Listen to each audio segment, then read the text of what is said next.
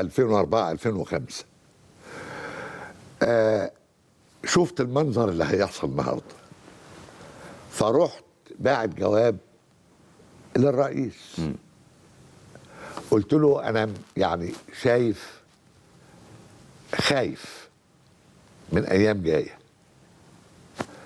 فانا بقترح على اقتراح.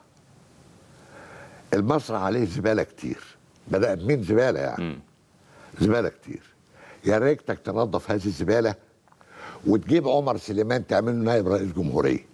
وانا ثقتي فيه كبيره لغايه النهارده، يعني من الناس اللي يمكن عانوا في موقعهم، عانوا شويه، لان قطعا السيده الاولى ما كانش مستخفيه دمه، ولا ولي العهد كان مستخفي دمه. يعني كان في خلاف ما بين سوزان مبارك وجمال مبارك واللي هو عمر سليمان؟ بالتاكيد. واللي ما يعرفش كده وما يبقالوش حق. اوجه الخلاف كانت ايه؟ واللي ما يعني هو بير معلومات، مخزن معلومات، خزينه معلومات.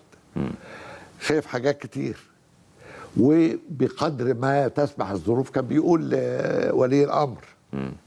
المهم بالاختصار،